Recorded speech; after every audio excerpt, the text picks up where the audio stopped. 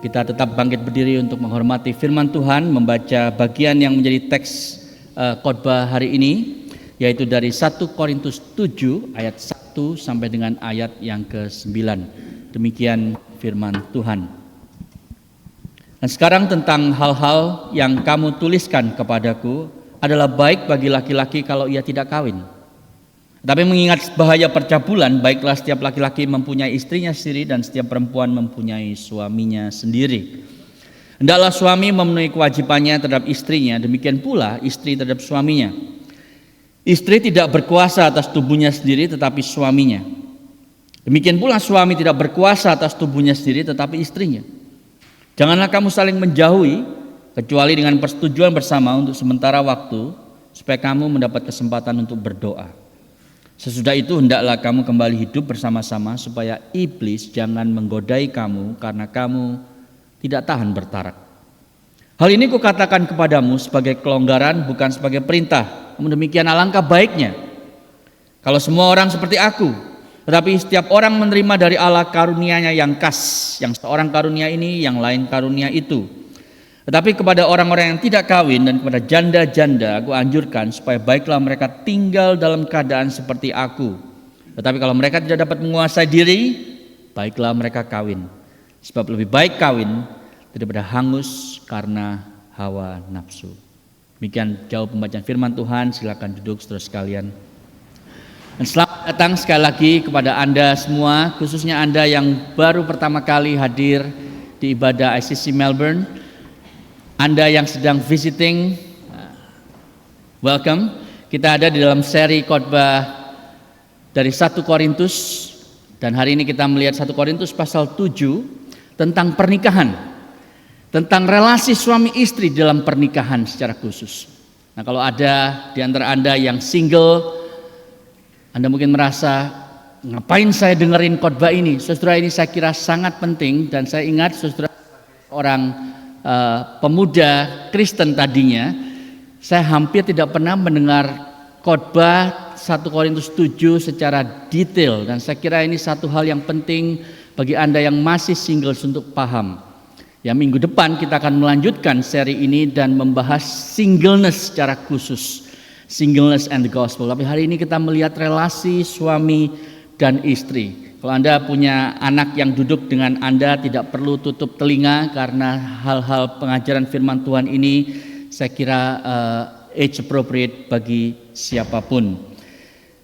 Nah, saudara, banyak orang yang mengatakan bahwa Alkitab itu tidak relevan, Alkitab tidak praktis, Alkitab penuh dengan teori tetapi tidak relevan dalam kehidupan sehari-hari. Saudara, pendapat ini saya kira pendapat yang sangat-sangat tidak akurat karena mungkin mereka salah baca atau tidak paham, saudara. Karena tadi ayat-ayat yang kita baca barusan menunjukkan bahwa Alkitab itu sangat relevan. Apalagi kalau Anda sedang mengalami permasalahan. Dan yang kita baca tadi itu adalah satu bagian yang sangat praktikal sebetulnya bagi suami istri secara khusus. Saya ingin bertanya kepada Anda, kalau Anda harus evaluasi pernikahan Anda sejauh ini, mungkin ada yang baru menikah sebulan, mungkin ada yang 25 tahun seperti kami, istri saya dan saya, 25 tahun ini. Dari 0 sampai 10, kira-kira berapa saudara yang Anda akan beri untuk pernikahan Anda? Coba sebelahnya disenggol kalau Anda duduk sama suami dan istri. Berapa? Nah, ini kayak Helena menyenggol Regi. Berapa kira-kira? 3 atau 9,85? Ada yang 11 ya. Silakan pulang kalau Anda sudah 11, tidak perlu mendengar khotbah ini. Saudara, mari kita melihat bagaimana mengevaluasinya dengan benar dari terang firman Tuhan 1 Korintus pasal yang ke-7. Nanti baru setelah ibadah Anda bisa mengevaluasi lagi dengan suami atau istri Anda. Mari kita lihat saudara, literally verse by verse. Kali ini saya tidak pakai outline karena ini saya kira menunjukkan alur berpikir Rasul Paulus yang sangat-sangat akurat dan sangat-sangat piawai memikirkan topik yang sangat sulit ini. Yang pertama, mari kita lihat slide berikutnya. Dia mengatakan, dan sekarang tentang hal yang kutuliskan kepadamu. Jadi saudara, ini adalah bagian tema kedua terbesar di dalam surat 1 Korintus yang dia mulai address. Kalau tadi dia mendengar isu tentang perpecahan di dalam jemaat itu dari keluarga Chloe, kemungkinan kalau Anda baca di pasal 1, sekarang dia dari jemaat Korintus, dan itu yang akan dibahas oleh Paulus. Nah, saudara, di dalam bahasa Inggris itu ada kata kutipan, ada quotation mark. Dalam bahasa Indonesia nggak ada sayangnya. Ya, dan komentator memang memikirkan hal ini dengan serius, tetapi saudara, saya pikir lebih akurat, lebih benar adalah bahwa Paulus bukan menyampaikan ini sebagai pengajaran, mengutip pandangan Korintus, saudara, yang mengatakan bahwa kalau banyak orang itu melakukan sexual immorality, perilaku penyimpangan seksual, kalau gitu mendingan kita lakukan seks sama sekali, termasuk kita yang sudah menikah. Itu pandangan mereka. Jadi kalau saya boleh repeat sebentar, minggu lalu bagi Anda yang tidak di sini, minggu lalu kita melihat grup yang berbeda dengan grup yang kita lihat hari ini. Minggu lalu, saudara, ada satu grup di dalam gereja Korintus yang mengatakan bahwa seks itu adalah sebuah natural appetite. Kalau Anda lapar, Anda harus makan. Kalau Anda lapar secara fisik, Anda harus melakukan seks. As simple as that. Itu sebabnya mereka melakukan perilaku seksual bebas tanpa ada rem sama sekali. Dan Korintus adalah tempatnya karena di sana ada budaya seks bebas yang luar biasa, lebih gila dari kota manapun hari ini bahkan. Kenapa, saudara? Seperti yang saya katakan minggu lalu, di sana ada kuil Aphrodite, ada 1000 pelacur bakti yang bekerja di sana, dan kalau malam, saudara, mereka itu berkeliaran di kota, menggoda setiap laki-laki di kota Korintus. Di dalam konteks itulah ada hedonistic lifestyle dengan seks bebas yang luar biasa marak di sana. Nah, itu sebabnya kemudian ada grup yang kedua di 1 Korintus 7 yang Paulus kutip, yang mengatakan kalau gitu jangan melakukan seks sama sekali, karena seks itu kotor, seks itu dosa. Kalau kita sudah menikah pun jangan melakukan hal tersebut. Saudara, terhadap kedua grup inilah Paulus dengan sangat piawai memberikan pastoral approach dia, dan sangat skillful, saudara, membahas hal ini seperti orang yang berjalan di atas seutas tali gitu ya. Dia melihat dua ekstrem ini dan mengatakan bahwa kalian dua-duanya salah. Seks bukan natural appetite, seks bukan sesuatu yang kotor, seks itu anugerah. Seks itu suatu hal yang baik, seks itu pemberian Allah, dan kalau Allah yang memberikan di dalam konteks pernikahan, tidak mungkin itu adalah hal yang salah. Itu yang Paulus katakan. Nah, mari kita lihat slide berikutnya. Slide berikutnya. But because of the temptation of sexual immorality, ya, karena mengingat bahaya percabulan, baiklah setiap laki-laki mempunyai istrinya sendiri dan setiap perempuan mempunyai suaminya sendiri.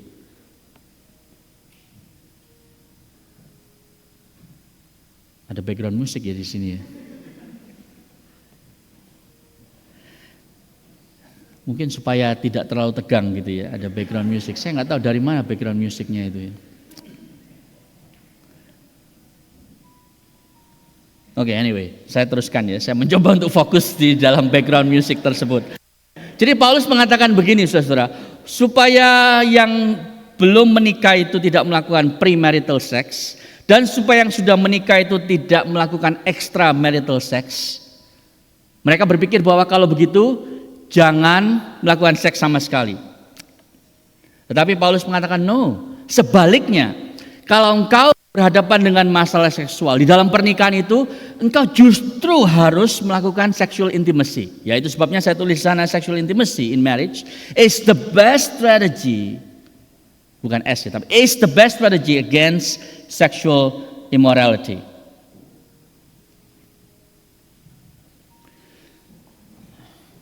Jadi saudara, satu-satunya alasan kalau hanya ini untuk menikah, berarti itu pernikahan yang sangat low view gitu ya. Jadi coba Anda pikirkan secara logis. Kalau satu-satunya alasan saya menikah, Anda menikah adalah supaya saya tidak jatuh ke dalam bahaya percabulan, berarti pernikahan itu cuma sebagai pelindung. Pelindung supaya saya tidak jatuh di dalam dosa. Nah saudara, apakah cuma itu tujuan pernikahan? Tentu tidak. Karena jangan lupa saudara, Paulus yang membahas ini di dalam rangka menjawab jemaat. Dia tidak sedang memberikan teologi yang full tentang pernikahan. Dia sedang menjawab masalah jemaat. Ini korespondensi antara jemaat dengan pendiri jemaat dengan hamba Tuhan yang melayani, yaitu Rasul Paulus. Nah, jadi saya ingin tunjukkan kepada Anda bahwa ini hanya satu dari sekian tujuan pernikahan. Misalnya seperti ini, slide berikutnya saudara. Pernikahan itu untuk apa? Prokreasi. Ya, Allah mengatakan kepada Adam dan Hawa, beranak cuculah, beranak pinaklah, gitu ya, penuhilah bumi. Makanya saudara, orang Kristen harus punya anak banyak. Amin. Enggak ada yang amin. Di Australia mahal pak, gitu ya. Uang sekolah, popok, susu dan seterusnya mahal. Satu aja cukup. Prokreasi itu yang pertama. Yang kedua, marriage itu untuk pleasure. Amsal pasal 5 saudara mengatakan bahwa seorang laki-laki itu harus bersukacita di dalam istri masa mudanya. Saudara tahu bahkan di Alkitab ada satu kitab yang ditulis secara khusus dan masuk di dalam kanon 66 kitab kita, yang khusus bicara soal sexual pleasure, yang jarang tentunya dibahas di gereja karena membuat banyak muka itu jadi merah kalau dengar. Tapi kita pernah mengkhotbahkan Song of Solomon, Kidung Agung di gereja ini. Yang ketiga saudara, pernikahan itu untuk partnership.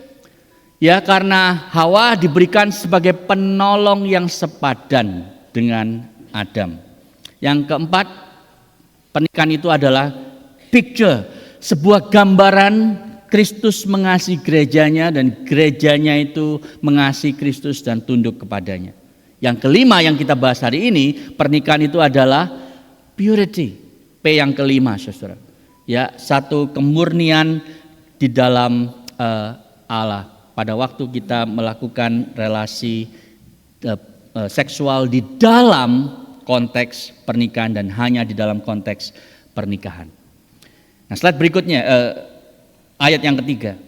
Itu sebabnya Paulus mengatakan bahwa suami hendaklah memenuhi kewajibannya terhadap istrinya. Nah, di dalam bahasa Inggris dipakai kata conjugal rights. Anda mungkin jarang atau belum pernah bahkan mendengar kata conjugal. Itu artinya adalah hak dan tanggung jawab yang dimiliki oleh seorang yang sudah menikah secara hukum. Itu sebabnya ada istilah conjugal visit, conjugal rights gitu ya. Apalagi kalau ada marital conflict dan masuk ke pengadilan, Anda diberikan oleh hakim conjugal visit, conjugal rights dan seterusnya. Ini yang sebenarnya sedang terjadi saudara. Orang Korintus, sebagian mereka itu tadinya bukan Kristen. Mereka mungkin menikah sebagai budak karena banyak orang Kristen yang adalah budak pada waktu itu saudara. Dan ada banyak komentator yang mengatakan mereka itu karena dimiliki oleh majikannya maka bisa disuruh menikah, bisa diceraikan oleh majikannya, dijual oleh majikannya dan seterusnya. Nah lalu kemudian mereka jadi Kristen. Nah pada waktu konsep mereka ini salah, Paulus di dalam bagian ini memberikan pengajaran yang jelas tentang apa yang Allah inginkan. Ya, bahwa sekarang dia mengatakan kalau engkau sudah menikah, engkau tidak boleh selibat di dalam pernikahan. Engkau tidak boleh menikah lalu hidup sebagai seorang yang single di dalam pernikahan. Karena pernikahan itu bukan dimaksudkan Allah seperti itu. Nah ironisnya begini saudara, dalam budaya kita. Yang saya tulis sana ya, banyak orang yang berlaku seakan-akan mereka itu sudah menikah secara fisik padahal secara legal belum. Tidak pernah diberkati di gereja, tidak pernah tanda tangan di kantor urusan agama, tapi berlaku seakan-akan mereka sudah menikah, melakukan hubungan suami istri. Itu bahaya yang pertama, problem yang pertama. Yang kedua, kebalikannya. Orang yang sudah menikah secara sah, tetapi tidak melakukan relasi suami istri sebagaimana seharusnya. Sekarang saya tanya kepada Anda, mana dari dua masalah ini yang lebih berat, yang lebih parah?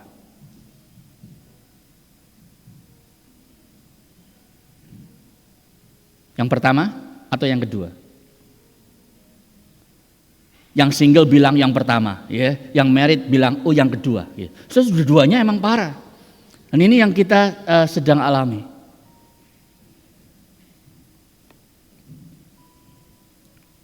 Dan Paulus mengatakan pada waktu dia menulis, hendaklah suami memenuhi kewajibannya. Kata memenuhi di sana ditulis di dalam tenses present continuous. Dalam artian, saudara, kewajiban itu harus dipenuhi secara rutin. Bukan secara sporadik, kadang iya kadang enggak tergantung mood. Tetapi harus dilakukan secara rutin.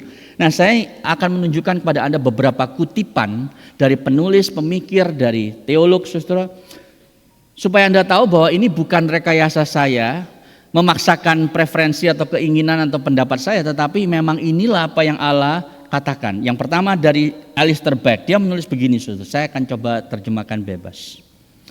Seks di dalam pernikahan bukan sebuah privilege. Bahkan bukan hanya sebuah kenikmatan, tetapi sebuah tanggung jawab. Dan ini adalah tanggung jawab di dalam setiap pasangan, baik suami atau istri, untuk memberikan kepuasan seksual kepada yang lain. Ini adalah tugas mereka. Paulus mengatakan, aku ingin supaya engkau membayar tugasmu di dalam pernikahan. Jangan berkata engkau akan selibat seakan-akan kau menjadi super Kristen, artinya lebih rohani karena saya tidak melakukan tugas dan tanggung jawab saya. Jadi Paulus memakai bahasa, saudara, Anda itu berhutang. Begitu Anda menikah, Anda punya hutang kepada pasangan Anda, yaitu memenuhi kewajiban Anda sebagai suami atau istri. Tapi nggak ada sih ya orang yang waktu ngomong I do di depan itu, dia bilang setelah hari ini saya akan berhutang kepadamu seumur hidup. Nggak ada, saudara. Tapi ini konsepnya.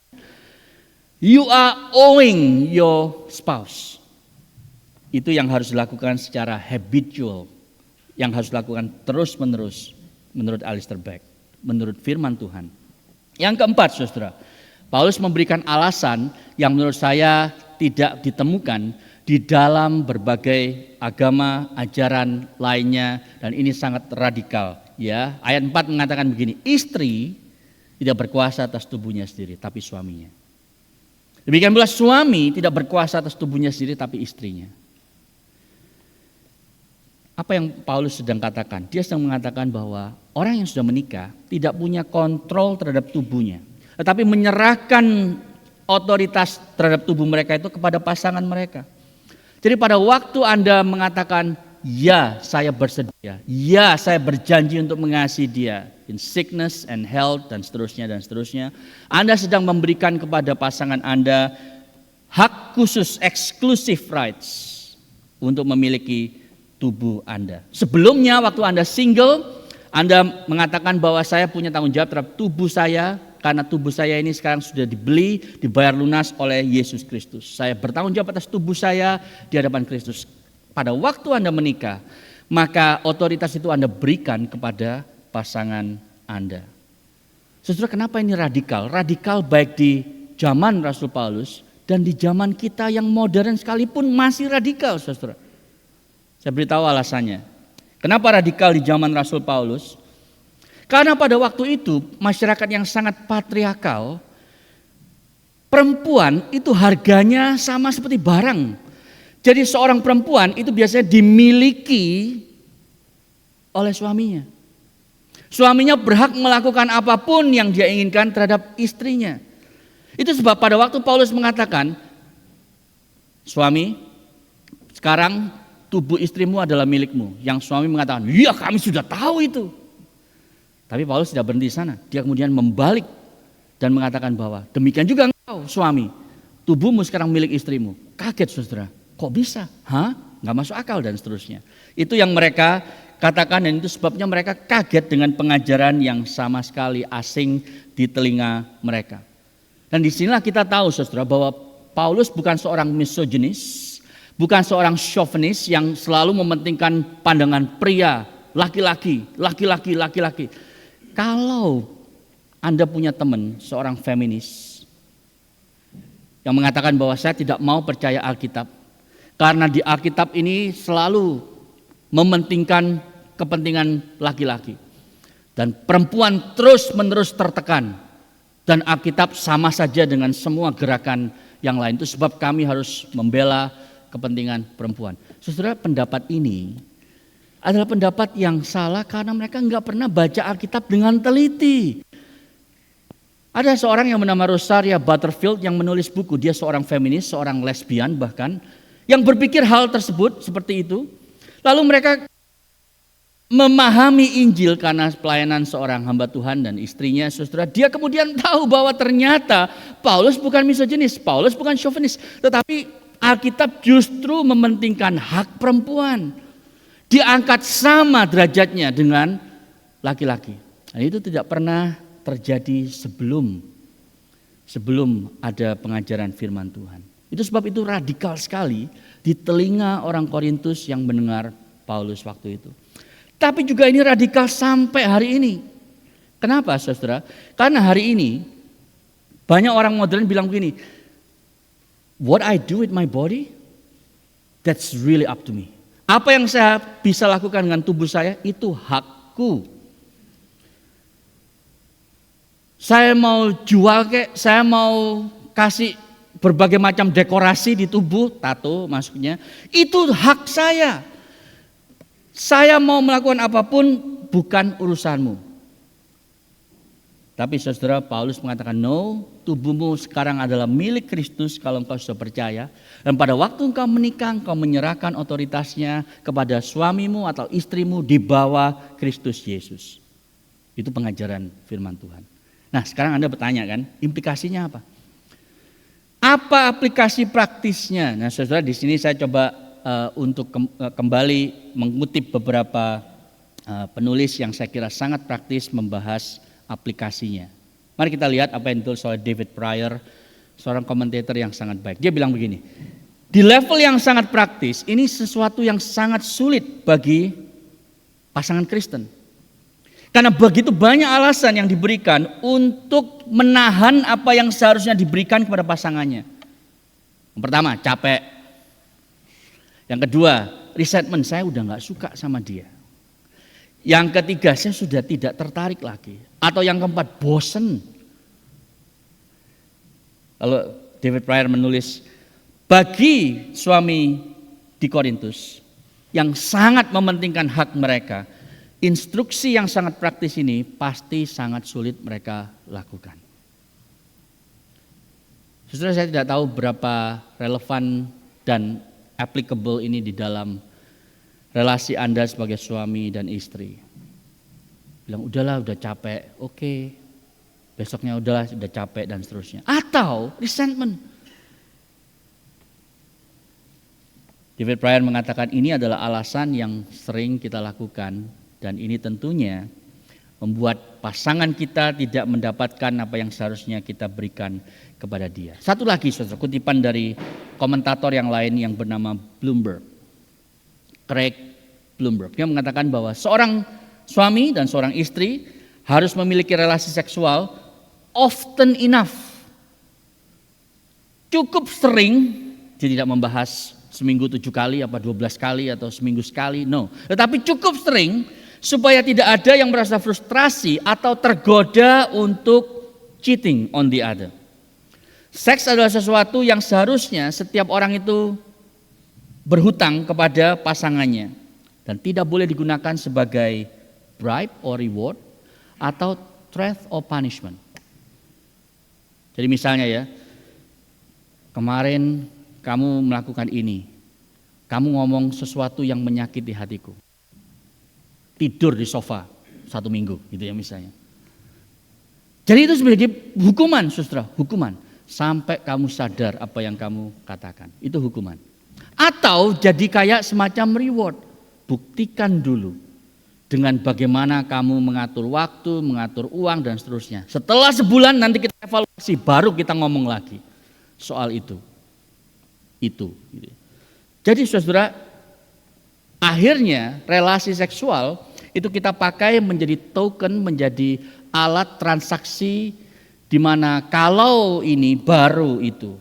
Kalau tidak terjadi maka tidak mungkin kita melakukan relasi seksual. Itu sebabnya kenapa minggu lalu Anda ingat bahwa tidak mungkin kita melakukan relasi seksual tanpa kita memiliki ikatan emosi, ikatan spiritual, ikatan finansial dan seterusnya. Kenapa saudara?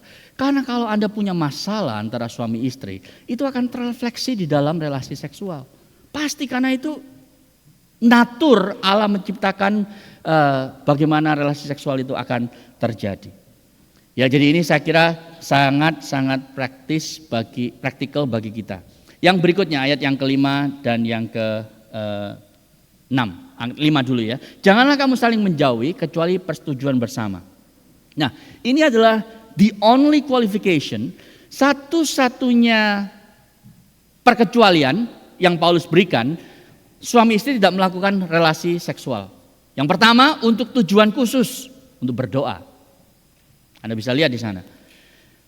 Mendapat kesempatan untuk berdoa. Yang kedua harus persetujuan bersama. Nggak bisa cuman sepihak. Kalau ditanya, ayo, nggak bisa, saya mau berdoa dulu. Sampai kapan? Ya 3 bulan lah kira-kira gitu ya. Harus persetujuan bersama. Dan yang ketiga saudara, untuk sementara waktu. Nggak bisa seterusnya. Nah, sepanjang saya melayani saudara belum pernah ada saudara pasangan yang mengatakan kami sudah tidak pernah berhubungan karena kami selalu berdoa syafaat sebagai pasangan suami istri. Sudah berbulan-bulan kami berdoa. Gak pernah ada yang begitu ya. Tapi ini satu alasan yang biblikal kita melakukannya sesuai dengan apa yang firman Tuhan katakan.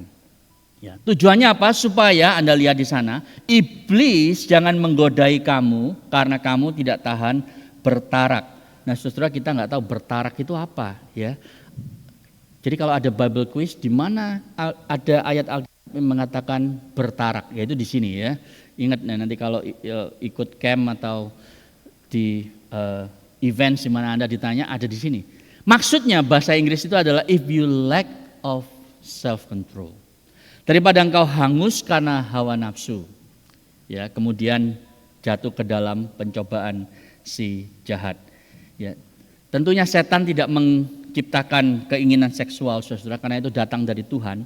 Setan selalu hanya merusak apa yang baik yang Tuhan ciptakan dan kita jatuh dalam dosa karenanya. Jadi dengan kata lain, saudara, relasi seksual itu harus diberikan oleh suami dan istri secara sering, secara generous dan hanya eksklusif kepada pasangan mereka. Quote yang terakhir saya akan sampaikan dari John Piper. Ini sangat praktis menurut saya. Dia mengatakan suami dan istri punya kewajiban untuk menawarkan relasi seksual kepada satu dengan yang lain in such a way temptation, godaan untuk melakukan affair, adultery itu significantly weakened. Perhatikan, dia tidak mengatakan bahwa significantly atau completely gone, enggak. Tapi bisa dikurangi, saudara. Dia mengatakan the frequency itu penting. Yang kedua, being physically attractive. Ini bukan saya yang mengatakan gitu ya, meskipun saya bukannya tidak setuju dengan John Piper. Dia mengatakan begini, saudara, bahwa physical attractiveness itu penting. Itu sebabnya suami dan istri harus punya kewajiban rohani untuk menjadi menarik terhadap pasangannya. Kalau Anda pulang komplain, ini nggak relevan khotbahnya, saya nggak tahu lagi gimana harus relevan, saudara. Ini sangat-sangat praktikal banget. You have to be physically attractive to your spouse. Bukan pada orang lain, kepada pasangan Anda. Masalahnya adalah kita seringkali tampil menarik, menawan di depan orang lain. Di depan suami dan istri kita udah biasa akhirnya. Dan itu yang membuat relasi kita menjadi terganggu. Nah, slide berikutnya. Lalu Paulus di bagian ini dia sedikit banting setir, dia mengatakan bahwa ternyata pernikahan itu bukan satu-satunya cara hidup, gaya hidup yang Tuhan berikan kepada kita. Bisa saja Anda dipanggil untuk single. Ya, Anda lihat di sana ya. Baiklah mereka tinggal dalam keadaan seperti aku, orang-orang yang tidak kawin. Saudara, Paulus itu single atau pernah menikah. Kita tidak tahu 100% pasti. Tapi kemungkinan besar dia pernah menikah. Tapi sekarang waktu dia nulis ini dari Efesus, dia sedang single. Nah saudara, komentator itu memperdebatkan kenapa dia sedang single pada waktu itu. Kita tidak tahu jawabannya, nanti kalau di surga ketemu dia, coba kita tanya rame-rame. Kami perwakilan dari ICC Melbourne mau tanya ke Pak Paulus, kenapa Pak Paulus nggak pernah cerita dulu pernah menikah apa enggak gitu ya. Nanti kita tanya rame-rame. Kemungkinan saudara, dia itu tadinya belum Kristen, belum mengenal Kristus, dia sudah menikah. Lalu karena dia jadi pengikut Kristus, maka istrinya meninggalkan dia. Kemungkinan pertama. Kemungkinan kedua, istrinya meninggal dan dia tidak menikah lagi. Nah itu sebab dia bilang bahwa kalau engkau single itu lebih baiklah mereka tinggal dalam keadaan seperti aku, ya, tidak menikah lagi. Minggu depan kita akan melihat bahwa dia mengatakan bahwa itu lebih baik bagi kerajaan Allah. Minggu depan kita lihat kenapa alasannya. Tetapi saudara, Paulus mengatakan dalam bagian ini saya hanya ingin menggarisbawahi bahwa kekristenan itu flip the script, membalik konsep tentang pernikahan dan singleness sekaligus. Jadi kalau Anda single, saudara, kalau Anda tetap single seumur hidup, jangan pernah merasa saya tidak komplit, saya belum menikah. Karena kalau Anda memiliki konsep itu yang sangat kental, sangat kuat di dalam budaya timur, apalagi di kalangan budaya orang-orang Indonesia, saudara, maka Anda termakan dengan berhala budaya hari ini. Karena Anda mengatakan bahwa saya tidak akan pernah hidup bahagia kalau saya tidak menikah. Saya akan hanya bahagia kalau saya sudah punya suami atau istri. Dalam slide berikutnya itu berarti Anda termakan berhala seks atau marriage sebagai personal fulfillment. Sementara kalau Anda datang dari budaya yang tradisional, saudara, seks itu social standing, ya kan? Itu sebab keluarga konglomerat A menikah dengan keluarga konglomerat B. Enggak pernah melalui proses pacaran secara natural, diperkenalkan oleh kedua orang tuanya. Ayo kamu menikah sama sini, supaya apa? Kita ingin berkoalisi, ya. Merger business supaya lebih besar menguasai pasar Asia Pasifik. Gimana caranya? Anaknya dinikahin. Saudara, itu karena pernikahan menjadi social status. Atau karena di masyarakat yang modern, personal fulfillment. Nah saudara, karena Anda dan saya datang dari budaya Asia yang hidup di dunia modern hari ini, dua-duanya terjadi pada kita, ya kan? Dua-duanya kita alami sekaligus, saudara. Kita merasa bahwa ya menikah itu adalah membuat saya bahagia dan menikah itu sosial status. Makanya banyak orang yang sebel kan kalau ketemu tante, om pulang dari Melbourne ditanya, udah ada pasangan belum? Kan sudah 20 lebih gitu ya. Kapan dong? Kapan? Tiap tahun ditanya begitu. Lalu ada pemuda yang kesel, saudara, tiap kali pulang ditanya. Nah satu kali dia pulang karena ada kematian di keluarganya. Ketemu tantenya sama omnya, dia balik tanya, tante, om, kapan giliranmu? Senang dia membalas dendam. Nah saudara, kenapa itu terjadi? Kenapa kita merasa bahwa belum komplit kalau belum menikah? Karena kita merasa bahwa kebahagiaanku akan muncul kalau aku punya pasangan. Ini saudara berhala modern yang kita sedang alami. Kita lupa bahwa true fulfillment, true happiness itu hanya datang dari Yesus Kristus. Pernikahan itu sementara di dunia ini. Pernikahan itu menunjuk kepada kedalaman relasi kita dengan Kristus. Itu sebab Paulus di Efesus 5 mengatakan bahwa relasi suami istri dengan relasi Kristus dan gerejanya itu di-mesh oleh dia. Karena pernikahan itu hanyalah mencicipi apa yang kita akan alami bersama dengan Kristus, sehingga di langit yang baru dan bumi yang baru tidak akan ada lagi pernikahan. Saudara masih ingat Yesus bertemu dengan perempuan Samaria di Yohanes 4?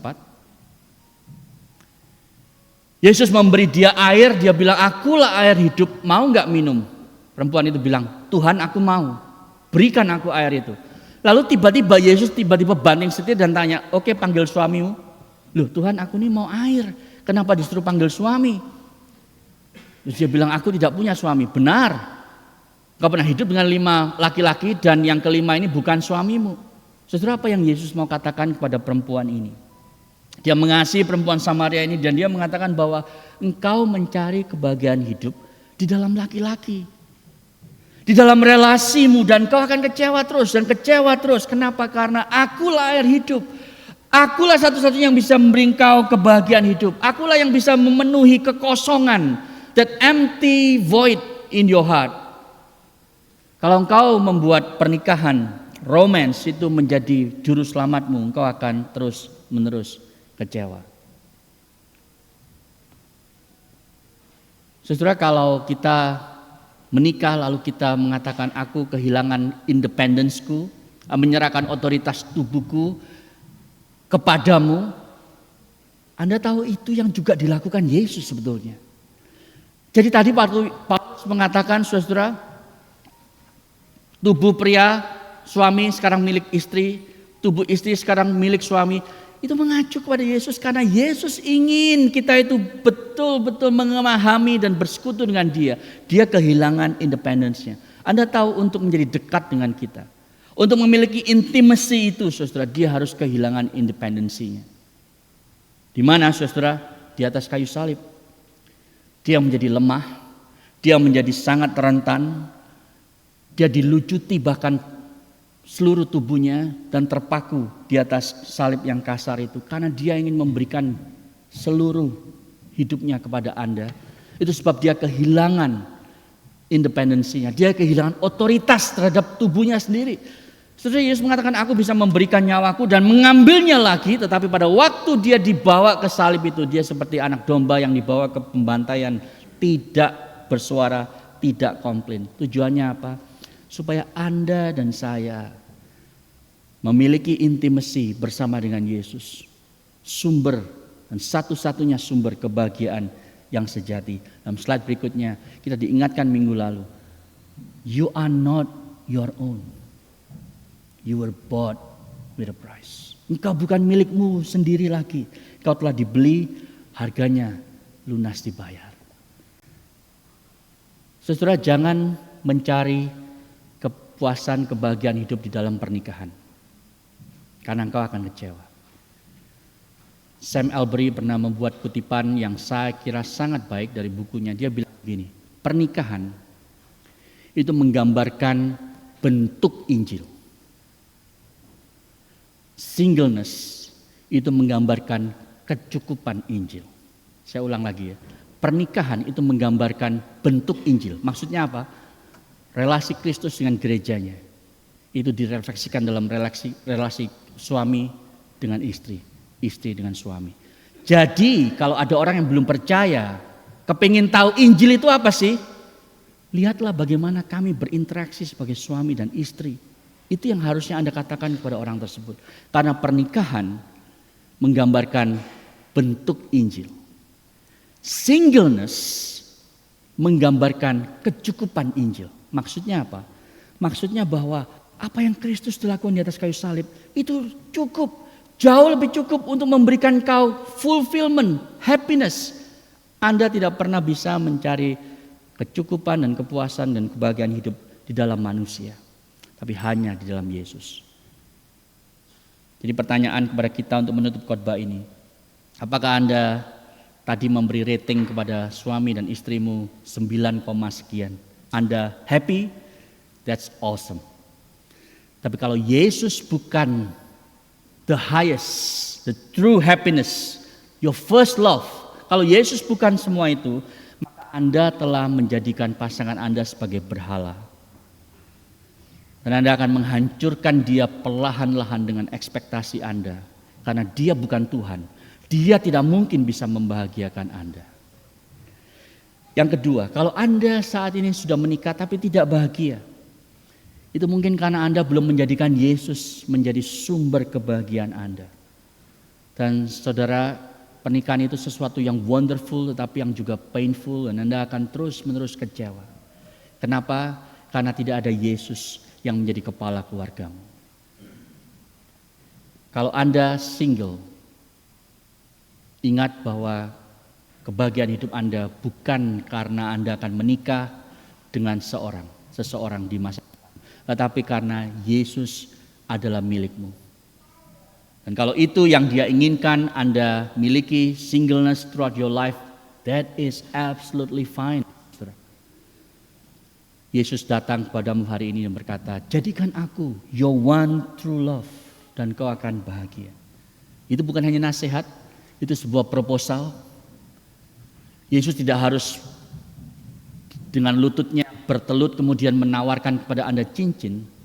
Tidak, tetapi Dia mati di atas kayu salib dan Dia berkata, inilah proposalku. Maukah engkau menjadikan aku kekasih jiwamu? Mari kita tunduk kepala, kita berdoa.